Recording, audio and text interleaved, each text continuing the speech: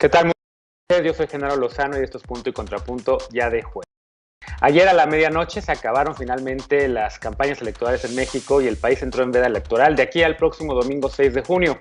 Por eso esta noche no podremos hablar del panorama político nacional, ni mucho menos de encuestas ni de elecciones, y haremos un repaso a otros temas que están siendo noticia en el mundo. Por ejemplo, el Vaticano anuncia que se lanzará, ahora sí, dicen, en contra del abuso sexual y de la pederastia y que lo sancionará de una manera mucho más severa.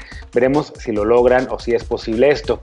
Además, en Perú hay elecciones también este domingo. El domingo los peruanos acuden en la segunda vuelta para elegir entre lo que puede ser el gobierno o el regreso de la familia Fujimori al poder o la llegada de una nueva opción política. Y finalmente, Kamala Harris, la vicepresidenta de Estados Unidos, llega el próximo lunes a México.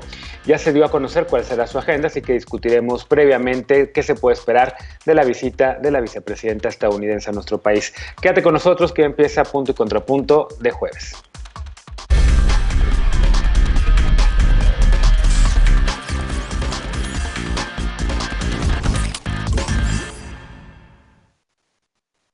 Los casos de abuso sexual en Boston, los de los legionarios de Cristo aquí en nuestro país, en México, el sodalicio en Perú.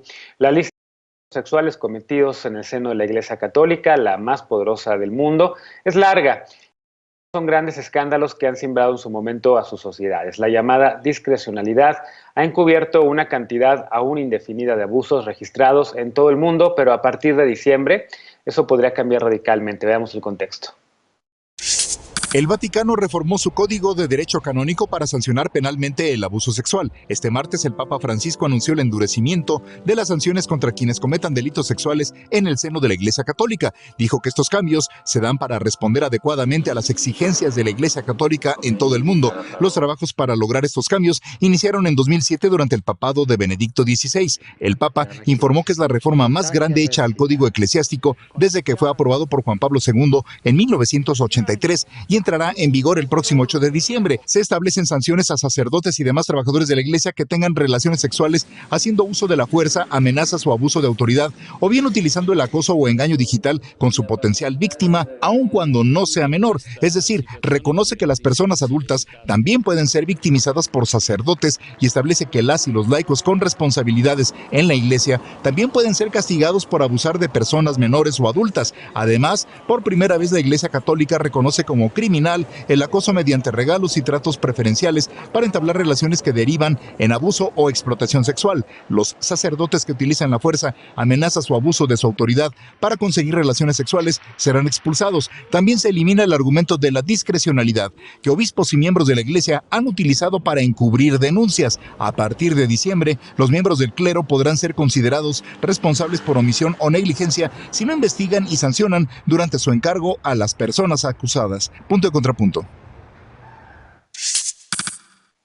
Noche de jueves y como cada jueves y martes también, hoy regresa a la mesa finalmente Estefanía Veloz después de una ausencia, abogada y feminista. ¿Cómo estás, Estefanía?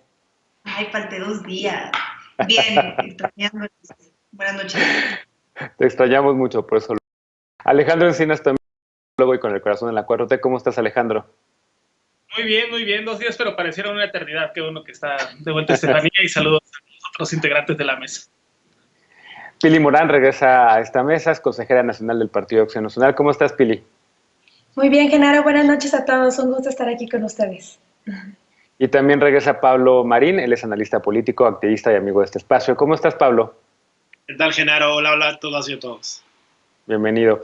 Oigan, pues vaya tema, y digo vaya tema porque, bueno, decía la nota y decía bien que esta es una reforma que, digamos, empezó todavía en tiempos del Papa Ratzinger, desde por lo menos 2007, 2008 se estaba trabajando en ella, se tardaron bastante en poderla sacar, supuestamente ya el Vaticano con esto pues endurece endurece, digamos, las sanciones a quienes cometan delitos sexuales, pero hay quien pueda pensar demasiado poco y demasiado tarde. ¿Qué piensas, Veloz? ¿Cómo lo ves?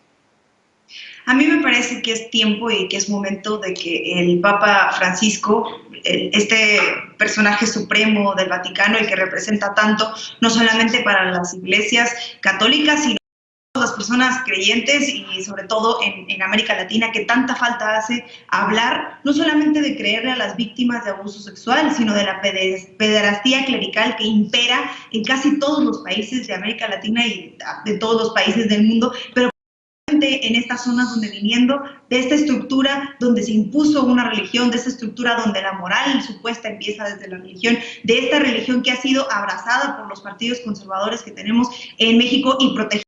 Fue en el sexenio de Calderón donde decidió aliarse con los pedófilos y con las personas que estaban encubriendo pedófilos, con estos grandes líderes de las iglesias católicas que iniciaron una estrategia y ver qué es lo que estaba pasando. Nosotros en México tuvimos el caso de los 32 niños en Oaxaca, que hubo este brote de SIDA que venía de un padre que abusó sexualmente de ellos y que nadie les creyó durante meses. Esta es una conquista para mí de las organizaciones de víctimas que lograron permear durante mucho tiempo, del gran trabajo periodístico que se ha hecho, que hoy más o menos nos está dando a nivel mundial más de 100,000 víctimas, que yo creo que es muy poco, pero son las denuncias que hay de manera clara y que también abre la puerta para cuestionarnos, bueno, qué tanto poder les estamos dando a las iglesias, qué tanto y hasta dónde llega el esquema de encubrimiento de estos personajes que cuando los culpan de abusar sexualmente de alguien, los cambian de iglesia y entonces desaparecen los documentos para siempre y siguen haciendo lo mismo y se sigue repitiendo la conducta. A mí me parece que es un mensaje claro, que es necesario y además nos abre la puerta a hablar sobre hasta cuándo podemos creerle a las víctimas, pero hasta cuándo puede hablar una víctima de abuso sexual, que puede tardar 50 años o 10. Y eso creo que es parte importante de la conversación que se está dando hoy acerca de esto. Celebro que lo haya hecho el Papa Francisco en este momento tan importante y espero que sea bien recibido y así de recibido por otros lugares pues igual religiosos, ¿no? Coincido contigo en casi todo, salvo en una cosa, en el hecho de que hablas de que solamente de Acción Nacional. Perdón, pero yo sí me acuerdo en este sexenio a Nazón Joaquín García, detenido, acusado de cargos de violación, tráfico de menores, pornografía infantil y de...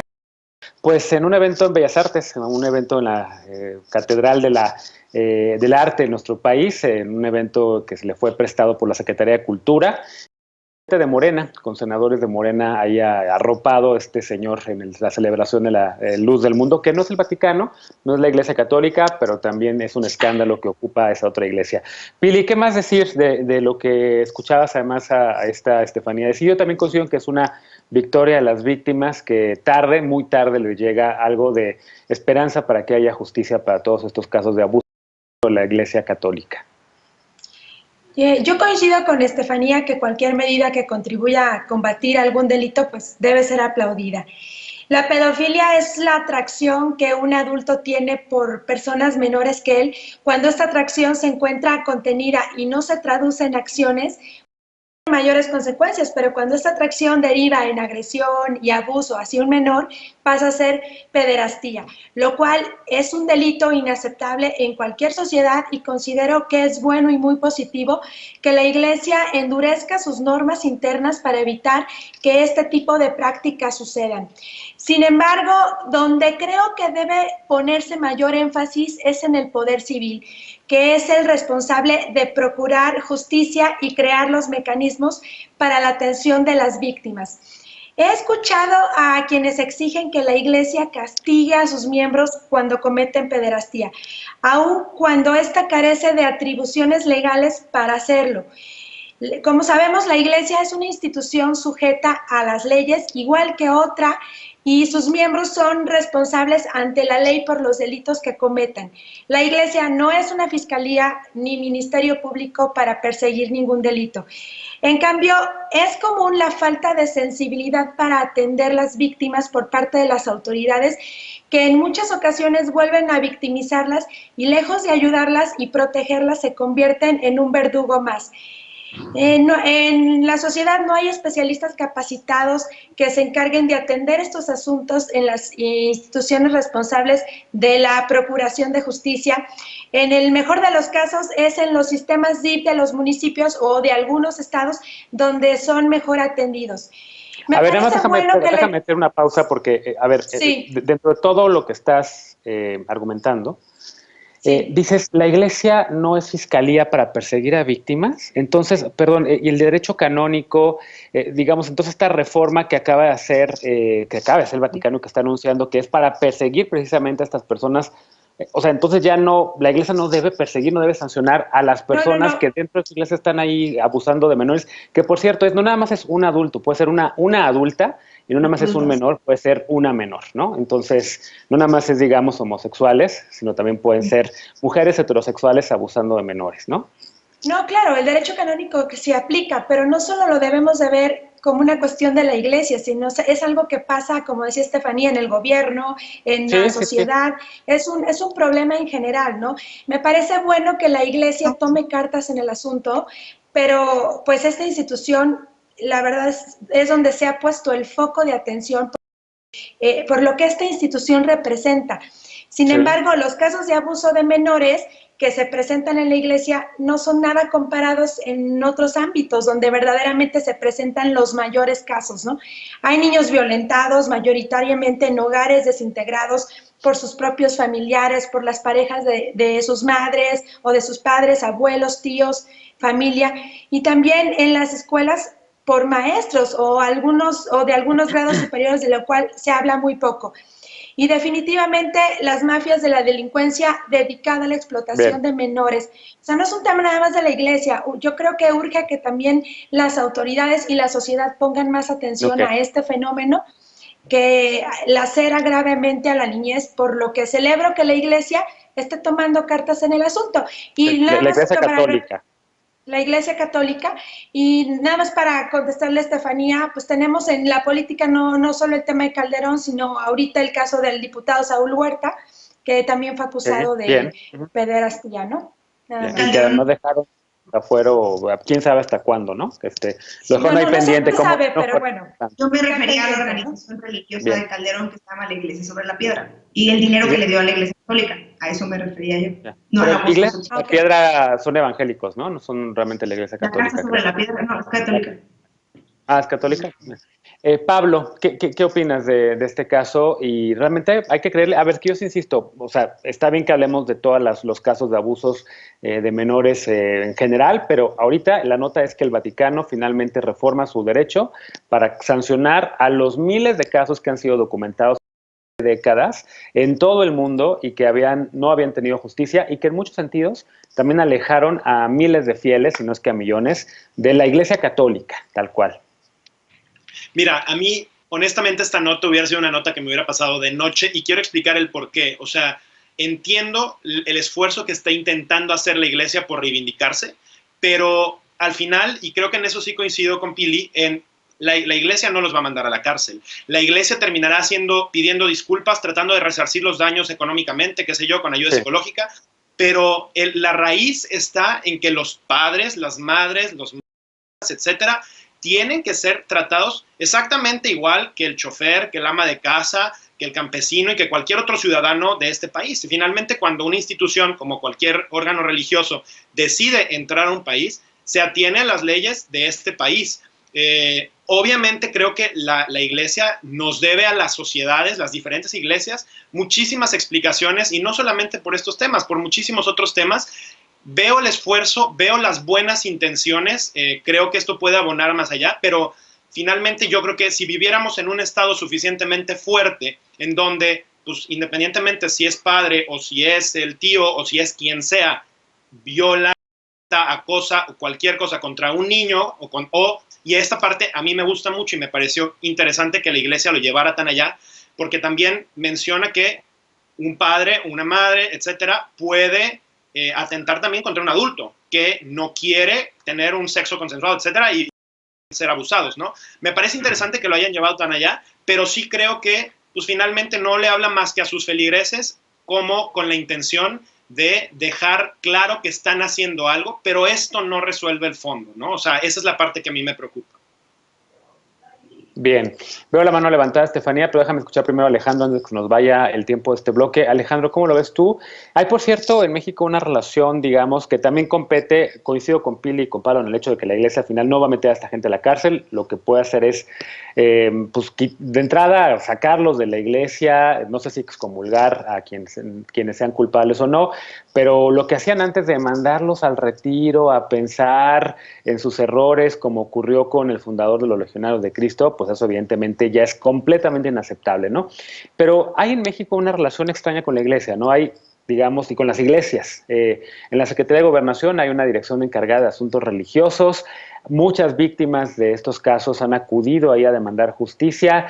No sabemos todavía cómo se puede llegar a conectar esta reforma que hay en el Vaticano con, por supuesto, las leyes aquí en nuestro país, pero evidentemente es un tema que aquí en México ha causado muchísimo dolor también. Muchísimo, muchísimo. Creo que algo anda podrido en nuestras sociedades y el abuso infantil, el abuso sexual es la peor manifestación de las partes negativas que habitan entre nosotros como sociedades.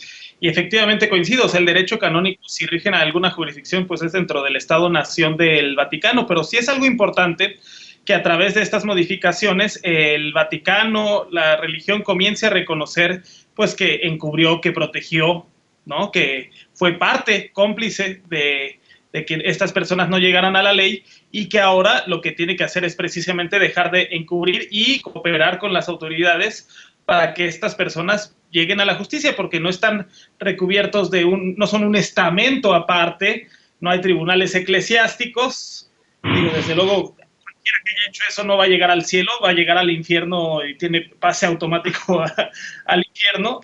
Pero digamos que no es una sociedad estamentaria, pero sí con el prestigio que da ser parte de una religión, ser, digamos, un líder espiritual, pues por supuesto que todo ese prestigio se ha utilizado en algunos casos incorrectamente para mal. También hay que decir que en las iglesias hay gente humanista, gente de verdadera fe, que también son pilares importantes para sus sociedades, pero no podemos dejar de negar esto. Y yo creo que aquí en México, pues incluso se dio en todas las redes sociales. Hay que recordar el caso de Marcial Maciel, entre las familias de mayor élite de instituciones privadas. Y hoy lo que estamos viendo es una revisión que a mí me parece espantosa, esta investigación periodística que se acaba de dar a conocer de la red de pornografía infantil y de abuso sexual al interior de escuelas públicas y privadas. Creo que si algo tenemos que rechazar tajantemente ahí y hacer algo urgentemente es detener estas atrocidades. De acuerdo. Rapidísimo, Veluz, que levantaste la mano porque nos tenemos que ir a corte. Yo nada más quiero especificar la diferencia entre argumentar que esto pasa en todos lados, que se ha utilizado siempre para justificar estas acciones de la Iglesia, en todas las casas puede pasar, le puede pasar a cualquiera.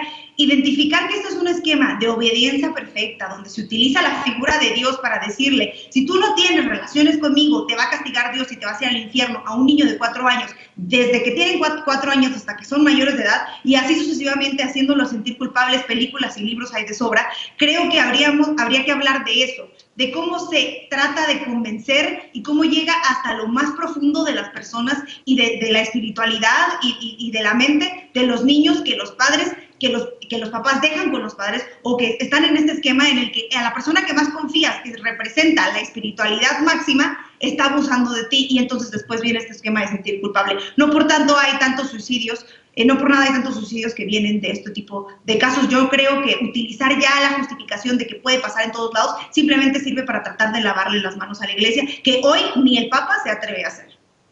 Bueno, yo creo que este tema evidentemente lo vamos a seguir discutiendo en los próximos meses, porque sí hay una demanda de justicia para todas las miles de familias que han sufrido abuso por parte de algún integrante, y me refiero a algún cura, algún cardenal o algún obispo de la Iglesia Católica en diversas partes del mundo.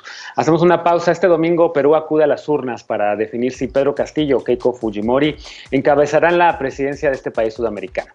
La polarización es la marca de este proceso electoral, unos alineados contra lo que llaman el comunismo y otros buscando que con el nuevo gobierno se elabore una nueva constitución. Regresamos a Punto y Contrapunto, no te vayas.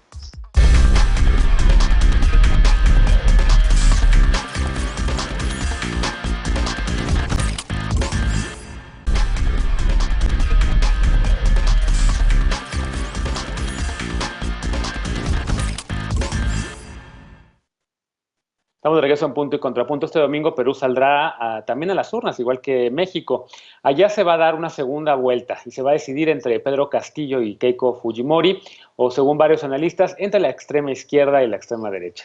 Castillo es un político prácticamente desconocido con posturas consideradas como radicales, mientras que Fujimori ha buscado ser presidenta desde hace ya una década, desde hace 10 años. Ella enfrenta acusaciones por lavado de dinero y aún así es respaldada por la clase empresarial de Perú. Veamos el contexto. Este 6 de junio, Perú va a segunda vuelta electoral para definir quién gobernará los próximos 4 años. Pedro Castillo, un profesor sindicalista considerado de extrema izquierda, se enfrentará a Keiko Fujimori de derecha y con prácticamente toda su vida en la política peruana. Castillo, del partido Perú Libre, fue la gran sorpresa al lograr el 19% de los votos en la primera vuelta electoral registrada el pasado 11 de abril. El apoyo conseguido, principalmente en las zonas marginadas y fuera de Lima, la capital, ha encendido las alarmas por las posturas del candidato y su cercanía al brazo político del grupo terrorista Sendero Luminoso. Castillo es conocido por haber encabezado las huelgas de maestros en 2017. Propone crear una nueva constitución para nacionalizar el gas, renegociar contratos y tratados internacionales y obligar a las multinacionales a que inviertan parte de sus ganancias en Perú. Fujimori, por su parte, enfrenta un proceso penal por presunto lavado de dinero y financiamiento irregular de sus campañas por parte de la constructora brasileña Odebrecht, responsable de la mayor red de corrupción en América Latina. Fue apresada en 2018 y obtuvo su libertad condicional en 2020 ante el riesgo de contagio por COVID. Aún así, logró el 13.13% de los votos, abanderada por el Partido Fuerza Popular que ella fundó y arropada por la clase empresarial y el resto de los partidos políticos, con un llamado de no al comunismo y no al terrorismo, según sus palabras. Esta es la tercera vez que la hija del expresidente Alberto Fujimori, preso por corrupción, contiende por la presidencia. En ambas ocasiones perdió por menos de 500,000 votos. Punto y contrapunto. Segundo punto a discutir, hay elecciones en América Latina, en México y en Perú. ¿Cómo ves lo que está ocurriendo allá en Perú, Alejandro? Es importante, por supuesto, el resultado que allá puede ocurrir, evidentemente por múltiples razones, pero ¿cómo lo estás viendo? Pues en principio puede ser electoral para el caso de México, pero no para el caso de Perú, ¿verdad? Entonces no vamos a ocupar ese caso como hizo, o un caso exterior como hizo cierto periódico para referirnos o violar de manera indirecta y sutil la veda electoral aquí en México.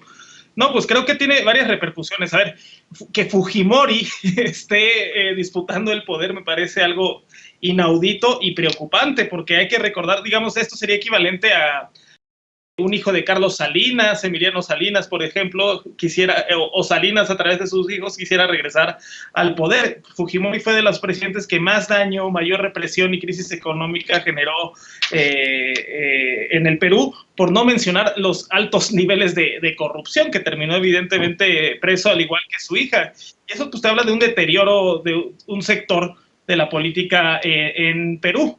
Y bueno, por otra parte, vemos también toda una especie de estigmatización del rival, alentada también por personajes como Vargas Llosa y como Enrique Krause, personajes que si hablan de un candidato y se refieren bien a la hija de Fujimori, a Keiko, que por sí sola tiene méritos para ser reprobable, digamos que eso ya me da cierto nivel de confianza de decir que puede haber un cambio importante en el Perú en clave progresista y que efectivamente tendría no solamente repercusiones en el país, sino en la región, en estos movimientos pendulares en donde venimos arrastrando un ciclo de gobiernos de derecha, Bolsonaro, etcétera, pues ahora parece que el péndulo del reloj vuelve a oscilar del lado izquierdo y se sumaría a una coalición amplia, pues que ya estaría también Alberto Fernández. En el caso de Argentina, una derrota catastrófica para el gobierno de Piñera en el constituyente chileno.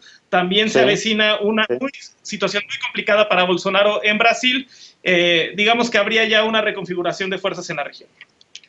¿Coincides con esta lectura, Pablo? ¿Cómo lo ves tú? Hay algo también, digamos, no podemos hablar de las elecciones en México, pero hay como comunes denominadores, digamos, en las elecciones en este continente, ¿no? Cada vez más se van a estos extremos, cada vez más, pues en Estados Unidos Trump decía, la opción es entre continuar a hacer Estados Unidos great again, o Biden decía, la opción es salvar a la democracia, ¿no? Ahí están con lo del comunismo y lo otro que decías. Pero coincides con esta lectura, ¿por qué son importantes estas elecciones para América Latina? Y si quieres para México también. Mira, yo creo que, y me voy a abstener de hablar de México justo por la veda, pero yo creo que es muy claro lo que va a pasar y sin prever nada, pero va a haber una gran división el 6 de junio, sean cuales sean los resultados. O sea, el país, Perú, está dividido con dos corrientes que están completamente opuestas, igual que como hace 3 años sucedió en México, igual que como sucedió en Estados Unidos, igual como está sucediendo en la mayoría de los países de América Latina. Yo creo que aquí el problema más fuerte radica en los políticos que están llegando al poder. Políticos que no traen las mejores cartas, que no vienen en condiciones perfectamente limpias, políticos que ya traen atrás un sesgo que a los ciudadanos los mantiene alejados, ¿no? Y la gente está votando con miedo. La gente está saliendo a votar no solamente, no pensando en un proyecto, sino más bien pensando en por qué no quiero que sea la otra persona. Hoy en la mañana leí una nota del Washington Post y básicamente lo que decía es, las elecciones en Perú tienen un poder agonizante en sus élites políticas, pero es que esto aplica en toda América Latina, ¿no? Yo creo que va a haber que ir siguiendo de cerca este péndulo de las democracias que van de una derecha a una izquierda, pero al final otra vez regresamos al mismo punto. Son derechas que cuando les conviene son derechas, son izquierdas que cuando les conviene son izquierdas, finalmente son cotos de poder luchando unos contra otros. La parte que a mí más me preocupa de estos cambios tan radicales es que el que llega a querer acabar con lo del anterior, no tanto construir hacia adelante. Y esa es la parte que a mí, como alguien que piensa que tendríamos que estar construyendo más nación, que tendríamos que estar construyendo más instituciones, me preocupa. El que no pensemos hacia adelante en la construcción del país, sino que nos quedemos atorados en ver cómo destruimos lo anterior para entonces tratar de refundar el país. La visión creo que debería de imperar en construir hacia adelante con lo que hoy se tiene. Por supuesto que reformando, por supuesto que metiendo a la cárcel los que tengan que ser encarcelados, pero construyendo hacia adelante con una visión a futuro, porque el tiempo en América Latina no nos va a alcanzar para la revolución tecnológica, no nos estamos subiendo y el mundo va a seguir avanzando con o sin nosotros, peleándonos unos contra otros. ¿Cómo lo ves, Pili?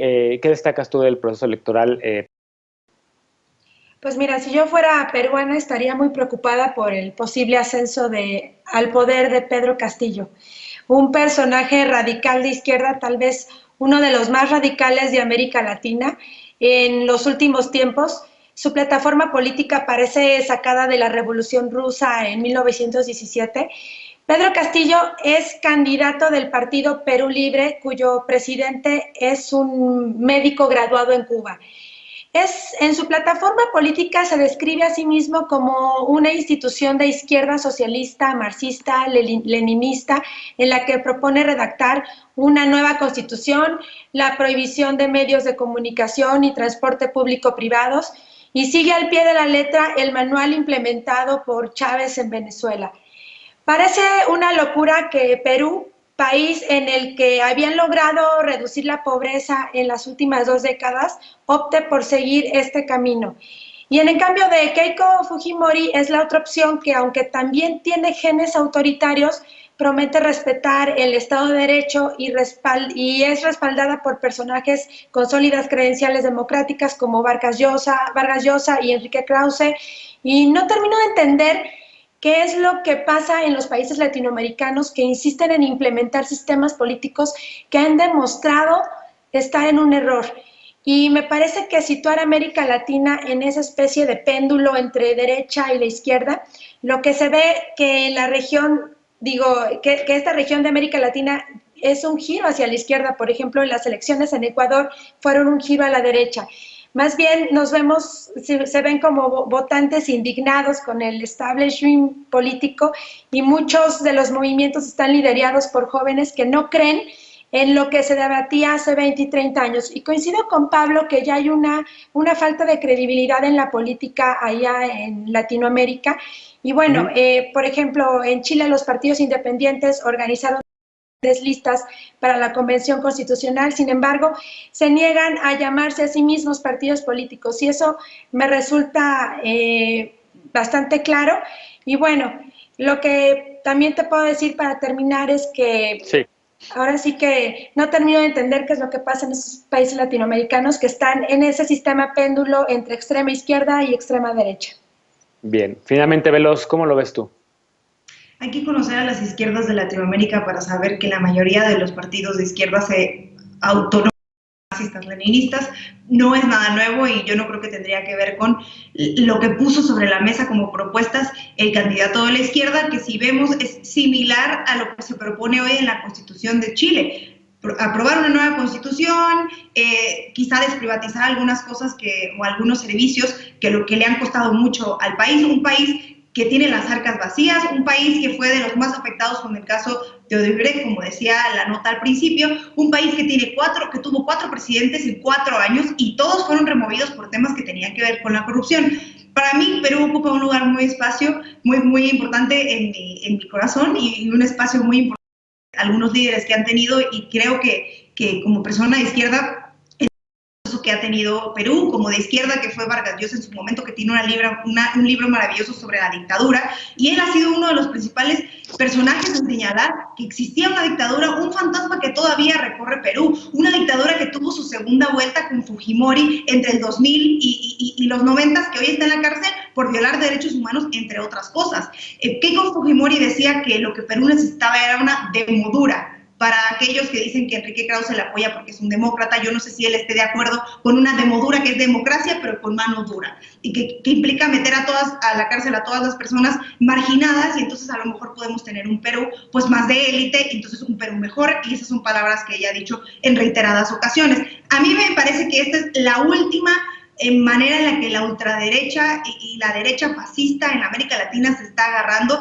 que ya no puede más, que la gente no confía en esa derecha y que solamente puede consolidarse a partir de golpes de Estado, aunque algunas personas hayan negado que hubo golpes de Estado, como en Bolivia y como en Ecuador y como ha sucedido en otros países, porque democráticamente, y lo que nos demuestra, democráticamente la derecha, el fascismo no se sostiene, no puede durar. Entonces lo que hoy están poniendo sobre la mesa es, y lo decían en el templete ayer, que fueran por el candidato de la izquierda, que lo metieran a la cárcel para evitar que llegara a la extrema izquierda y entonces generar este odio, porque es el único discurso que tiene la derecha. Perú tuvo 23 candidatos a la presidencia y hoy se quedaron con 2, y creo que tiene que hablar el pueblo del Perú por la opción que quiere, sin importar el discurso de llevémonos todos bien. Perú es un país lastimado y es un país que ya no quiere más fascismo.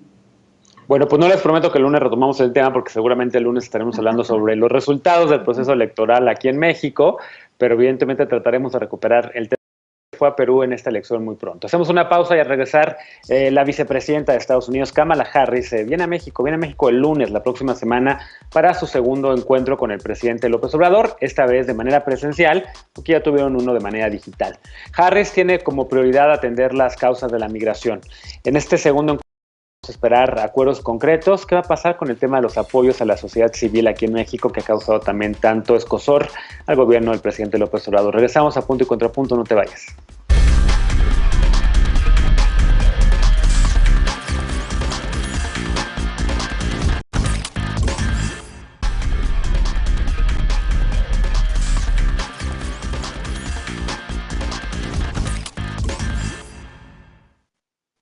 Estamos de regreso en Punto y Contrapunto. La próxima semana, el lunes próximo, la vicepresidenta de Estados Unidos estará en México. Primero visitará Centroamérica, irá a Guatemala y después regresará a América del Norte y visitará México. Exactamente un mes después de su reunión virtual con el presidente López Obrador, la vicepresidenta hará su primera gira de trabajo, en esta ocasión para abordar el tema de la migración irregular. Esta mañana el presidente López Obrador informó que Harris le anunció que Estados Unidos enviará a México 1 millón de vacunas Johnson & Johnson contra la COVID-19. Sin duda una buena noticia previa al encuentro. En su conferencia de hoy, el presidente además dijo que la agenda ya está lista y que mañana el secretario de Relaciones Exteriores, el canciller Marcelo Ebrard, la dará a conocer. Hace unos días el secretario Ebrard mencionó que entre los temas a tratar con Harris están los asuntos de seguridad, así como las inversiones. La vicepresidenta adelantó por su lado que ella planea hablar con franqueza sobre la lucha contra la corrupción, el crimen y la violencia. Hace un mes, en su encuentro virtual, ambos gobiernos coincidieron en la necesidad de abordar las causas que generan la migración irregular. Hoy también se dio a conocer que funcionarios de la Casa Blanca apuntaron que para el gobierno de Joe Biden es prioritario enfocarse en la lucha contra la corrupción en América Latina y que ese será el foco de todas las conversaciones que tenga la vicepresidenta durante su gira a Guatemala y a México. Veamos qué opina la mesa. ¿Cómo lo ves, Pablo? Se conecta además con el tema que está ahorita en los medios, el hecho de que pues el presidente López Obrador mandó una notita al gobierno de Estados Unidos quejándose por el financiamiento a organizaciones de la sociedad civil. pues prácticamente Harris viene a reforzar esa idea de que pues, Estados Unidos en su política exterior siempre ha apoyado es así, a mexicanos contra la corrupción, por ejemplo. ¿Cómo lo ves? ¿Va a ser un tema polémico, un tema de diferencia? Claro que va a ser polémico. Ahora, desde mi punto de vista, pues la corrupción es una luchar desde todos los espacios. Más aún si es un tema que interfiere con las relaciones comerciales bilaterales de los países. O sea, a mí algo que me parece pues, muy sorprendente es que a un presidente le sorprenda o le sea incómodo que alguien, otro país, esté tratando de hacer la misma lucha que él pues tiene como bandera. Creo que parte de esa incomodidad es porque sabe que quizá esa lucha en México tampoco es que esté avanzando como en todas las mañaneras se nos dice que está avanzando. Yo creo que la corrupción, sin duda, es uno de los mayores problemas de América Latina, incluido con el tema de pues, el Estado de Derecho, que realmente la impunidad en nuestro país está haciendo muchísimo daño. No es que yo crea que Estados Unidos tenga la respuesta, pero sí creo que evidentemente no hemos podido hacer una buena chamba en estos temas y sí necesitamos tomar los temas de una manera mucho más frontal. Ojalá que otro de los temas sea también el tema de la migración. Como bien decía la nota, creo que el tema migrante en nuestro país está siendo algo muy doloroso, sobre todo para los países de Centroamérica, y es un tema que el mayor riesgo reside en nuestro país, ya ni siquiera al cruzar la frontera. México se ha convertido en este gran muro para los americanos para acceder a Estados Unidos y creo que es un tema que se tiene que atender en cuanto antes porque pues, es un problema que eventualmente pues, se puede convertir en algo muchísimo más grande y que se nos salga de las manos. Sin duda. Pili, ¿qué otras cosas ves también en esa reunión bilateral? Me parece que la vecindad con Estados Unidos ha llevado a nuestro país a mantener una postura de colaboración para la atención de problemas comunes en materias, como decían, de corrupción, seguridad, migración, derechos humanos, fortalecimiento de las actividades comerciales, entre otras, por lo que sí veo que es indispensable mantener comunicación abierta entre ambos países. La visita de Kamala Harris, que además la admiro mucho, me cae muy bien, a nuestro país, marcará sin duda el nuevo rumbo de la relación bilateral con Estados Unidos, encabezada por un nuevo mandatario en aquel país. Y el tema a tratar, según lo que han adelantado, principalmente será relacionado a la migración, la cual ha despertado gran interés en el presidente Biden. Personalmente me preocupa cuál será la postura de nuestro presidente, pues ha quedado claro que en muchas de sus posturas frente a Estados Unidos lleva la intención de mandar mensajes a sus seguidores en México y aunque nuestros vecinos lo entienden, podría resultar poco productiva la reunión si no se abordan temas verdaderamente importantes para ambos países. Ya vimos cuál fue la postura del presidente López Obrador hace unas semanas acerca de la migración, en la que lo único que se le ocurrió fue proponer su programa Sembrando Vida, que desde luego no fue tomado en serio.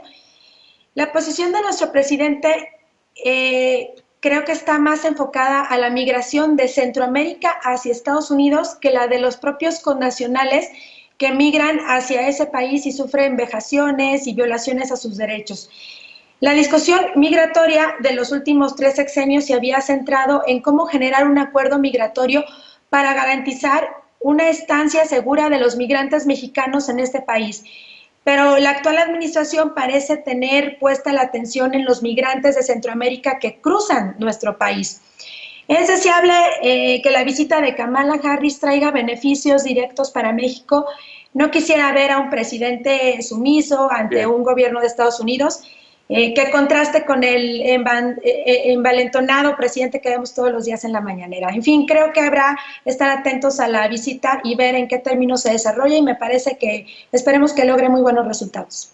Bien, Veloz, ¿cómo ves tú esta visita? ¿Qué ves de especial? ¿Qué quieres destacar? Y tienes contrapuntos a lo que Pablo y Pili dijeron. Bueno, primero coincido con Pili, a mí me cae muy bien Kamala Harris, sobre todo porque ha sido una de las voces más importantes para respetar el derecho a decidir, el derecho al aborto, y por eso yo le tengo muchísimo cariño, y sobre todo por la defensa de los derechos LGTB, TTIQ. Nunca pensé de acuerdo en eso, Pili. Bueno, aparte de eso, entrando en materia, es muy importante también saber que no solamente viene a México, que viene a Guatemala, y viene a Guatemala porque le interesa lo que no decía Pili, que es el flujo entre los migrantes de Guatemala a la frontera y los que cruzan para tratar de llegar a Estados Unidos. Parte importante de lo que ella mencionaba y de lo que las personas de su equipo decían era que era quizá una visita no tan convencional, no tan diplomática, tan hermética como es Kamala Harris, porque se va a reunir con personajes, líderes sociales, comunitarios, jóvenes, emprendedores, entre otras cosas, para entender el contexto. Y decía que lo principal y la cosa más importante era prácticamente entender. Entonces podríamos pensar que Kamala Harris viene a ver qué pasa, a ver por qué la gente se quiere ir, a ver por qué la gente está migrando, qué pasa, a ver si es cierto que hay tanta pobreza, a ver si es cierto que cómo está la crisis, y a partir de eso regresar y invitar a los diputados y a las diputadas o a los congresistas a pasar este paquete de ayuda a Centroamérica y América Latina que puso sobre la mesa Biden desde el segundo día de gobierno. Y creo que viene con esta idea de yo ya vi, creo que hace mucha falta, y parte de eso es pues eso, y también hacer esta suerte de política.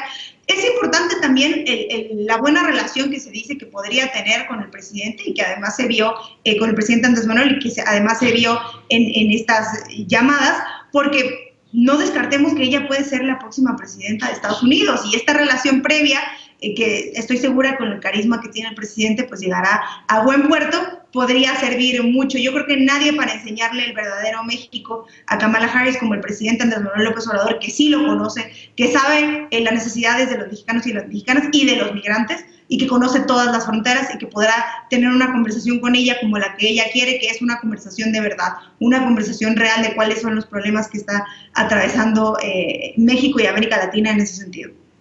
Bien.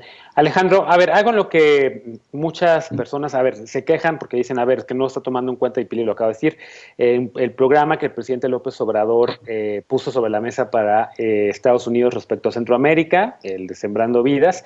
Pues a lo mejor no, pero en algo que sí coincide en ambos gobiernos es en el interés en el desarrollo de Centroamérica, ¿no? La política exterior con Marcelo Ebrard ha puesto un especial énfasis en Centroamérica, no nada más con el programa de Sembrando Vidas, que es el que el presidente López Obrador pues está destacando, sino también con otros, ¿no? Creo que hay un interés entre ambos países, entre México y Estados Unidos, en el tema de Centroamérica. A lo mejor hay diferencias en cómo abordarlo, pero por lo menos hay un punto de encuentro, y es la situación en Centroamérica hay que arreglarla, se tiene que desarrollar la zona para poder frenar más bien el tema de las migraciones forzadas, que son migraciones por cuestiones económicas. ¿Cómo lo ves? ¿Qué esperas de este encuentro? No, totalmente de acuerdo, Genaro. Quizás no le vayan a poner Sembrando Vida ni Jóvenes Construyendo el Futuro, pero las intervenciones de México en la región fueron precursoras y fueron pioneras durante todavía el cuatrienio de Trump. Y a Trump se le planteó sumarse a este esfuerzo de atender las causas estructurales que provocan la migración forzosa, y ahí sí hay que decir que nos dio el avionazo. Y lo interesante en este cambio de gobierno que se registra en la Casa Blanca es que el propio presidente Biden y la vicepresidenta Kamala Harris han interiorizado este discurso y lo comunican con estas mismas palabras que el presidente Obrador ha insistido, y qué bueno que encontremos esas semejanzas, esas coincidencias, y para adelante, porque efectivamente ya se demostró que con la securitización de las fronteras, con más policías desde un enfoque punitivo, pues no se arregla nada, porque mientras haya brechas salariales tan amplias entre el norte y el sur, la migración va a seguir siendo un fenómeno natural, y que si se pone con este enfoque punitivo y de no respeto a los derechos humanos, además más insegura y vulnera más a las personas en situación de migración. Entonces, qué bueno que se sienten a dialogar de un tema que es tan complejo y que requiere de la corresponsabilidad de ambos países. En esto estamos, nuestros destinos están plenamente unidos. Hay muy buenas noticias, el hecho de que haya puesto fin al programa espantoso de Remain in Mexico. Eso recientemente se anunció, que era en los hechos ubicar a México como un tercer país seguro y asegurarle asilo a quienes están buscando refugio en Estados Unidos mientras llega el dictamen de su juicio. Y lo mismo que se reactiven formas de visas de trabajo temporales que se requieren mucho. Estados Unidos requiere de una mano de obra con la que no cuenta entre su propia población y que requiere una migración regulada, y esos programas pueden ser precursores exitosos, así como el tema de Dreamers y de otras formas de, digamos, dar residencia y ciudadanía a personas de origen mexicano y de Latinoamérica que ya llevan bastante tiempo viviendo dentro de Estados Unidos. Y un gesto buenísimo para iniciar estas conversaciones es el hecho de que Estados Unidos empieza a recobrar un poco de protagonismo. Estaba muy en el America First, en la inmunización de su población, mientras China, Rusia y otras potencias emergentes estaban en un enfoque más solidario, y vemos que, bueno, ya después de unos meses ha corregido esta posición, y 1 millón de vacunas que además son de una dosis única. Entonces, la verdad es que va a ser un impulso importante, no suficiente, pero sí es un gesto importante para nuestro proceso de inmunización, que por cierto va tan bien que ya no se comenta absolutamente nada en medios de comunicación, y qué bueno que vaya así de bien.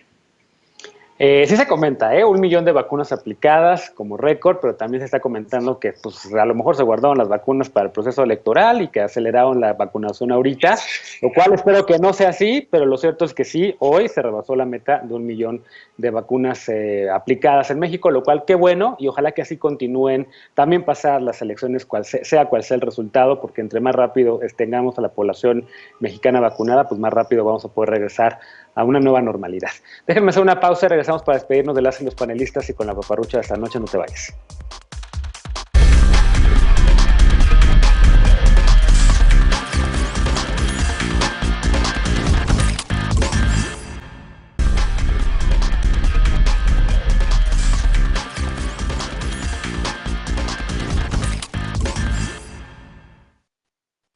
Estamos de regreso ya para despedirnos con la paparrucha de esta noche, o más bien, hoy vamos con una antipaparrucha para entender el periodo conocido, este periodo en el que estamos ahora, como veda electoral. Los 3 días previos a la jornada electoral del próximo domingo, dedicados a que las y los electores reflexionemos nuestro voto. Durante la veda está prohibido realizar actos públicos de campaña, difundir propaganda o mensajes proselitistas, difundir propaganda gubernamental y publicar resultados de encuestas o sondeos de opinión sobre preferencias electorales. Y si estás harta o harto de la llamada basura electoral, es decir, de las mantas, carteles y demás propaganda instalada en la vía pública, pues alégrate, porque la Ley General de Instituciones y Procedimientos Electorales determina que deberá retirarse en los 7 días posteriores a la jornada electoral, o sea, ya casi.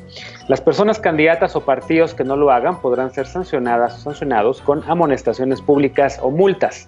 Así que ya lo sabes, aprovecha los próximos días para informarte sobre quiénes son las y los candidatos que aspiran a gobernarte o a representar tu voto en el Congreso Federal y en tu Congreso local. Recuerda que ninguna despensa o promesa de ayuda puede pagar tu derecho a elegir libremente por quién votar.